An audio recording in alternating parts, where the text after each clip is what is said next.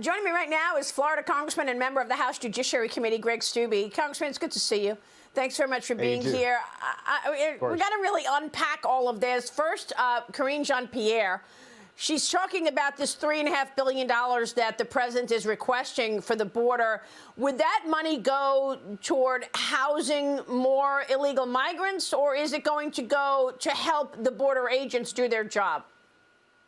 Yeah, of course. It's going to aid those people that are coming in because their goal is to get as many illegals in as possible. Right. And it's so frustrating as a member of Congress that sits on the Judiciary Committee and we deal with immigration. So I'm pretty keen on those issues where they stand up there and lie to the American people and make it sound like they're for border security and the border's shut down. When the border's wide open, then they're actually putting policies in place to encourage more illegal immigration through giving benefits and taxpayer benefits to the illegals that they bring in. And this money is to go to aid that, not to stop the illegal immigration. And they're even suing, the Biden administration suing states like Arizona, who's trying to plug the gaps in the wall. I mean, that's how ridiculous this is.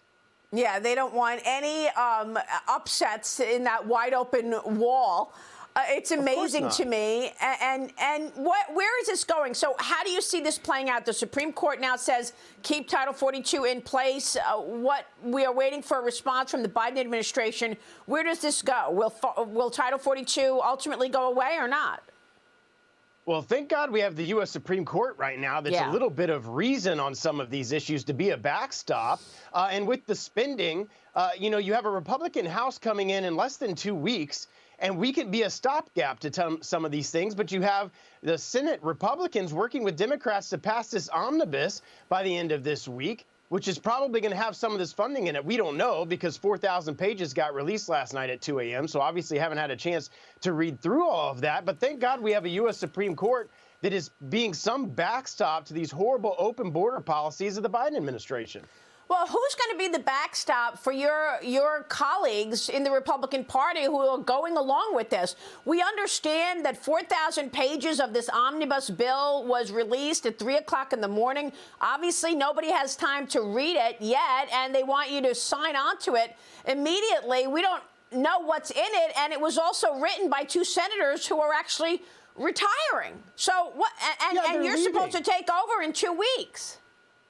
Yeah, when this bill's going to pass, if everything happens the way they say it's going to happen, 11 days from Friday is when Republicans take the majority in the House. And what these Senate Republicans, and you made the good point there, I think there's 3 of them that are leaving, so their voters don't even have any accountability for what their actions are.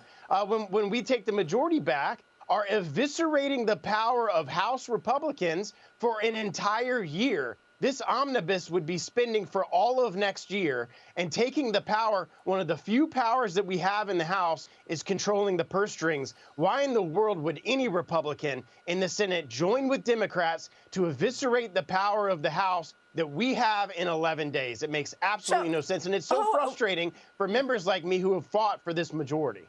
Real quick, I got to get to Twitter and everything else and the collusion between the government and the media. But before we go on this subject, who specifically are the senators, Republican senators, who are voting yes on this, even though they haven't read it? Mitch McConnell? Well, Mitch McConnell said he supports it. Shelby says he supports it.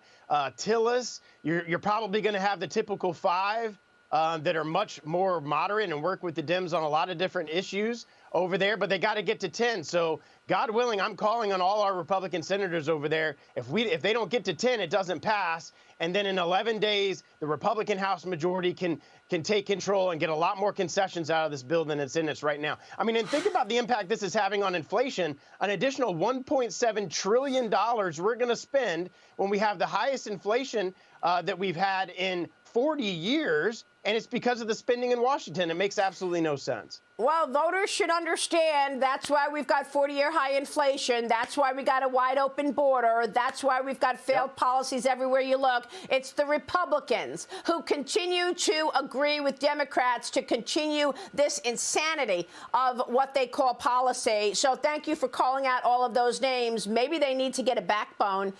We've got to talk about your role on judiciary and what you plan to do about this collusion between FBI, DOJ, and the media.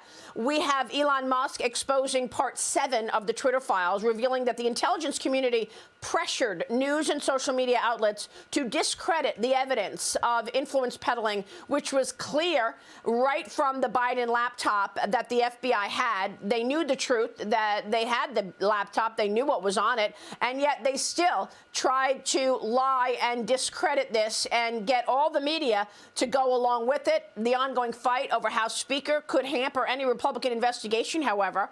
What do you plan to do about it? Well, what's just blows my mind is this is the kind of thing that you see happen in Venezuela or in Cuba or in Chinese Communist China or in Russia, where the government, the security arm, the judiciary, the law enforcement arm of the government is controlling speech for a political party. I mean, this is the kind of thing that happens in third world countries, and it happened in America right here.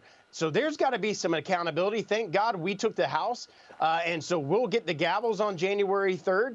And Jim Jordan and us in the Judiciary Committee are going to bring these FBI agents in, put them under oath, and start asking them the very tough questions. There's got to be some accountability for this. And the American people, the veil needs to be pulled back on what the FBI and the politicized DOJ has been doing to politicize and weaponize our law enforcement agencies for political purposes. So dangerous. And I'm wondering if this has put America in a vulnerable position because of the Chinese Communist Party. We all know Elvis Chan, the FBI agent who was leading this collusion and pressure on media. He is the first-born American from a Chinese family. His Chinese parents emigrated from China. Is there any reason to believe that he was also reporting back to the CCP and they were directing him?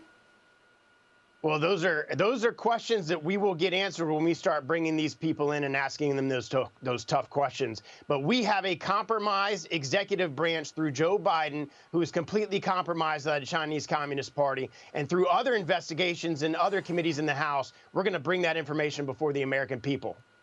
All right, Congressman, we're going to be watching all of that. Thanks very much. Greg Steube this morning in Florida. Thanks, sir.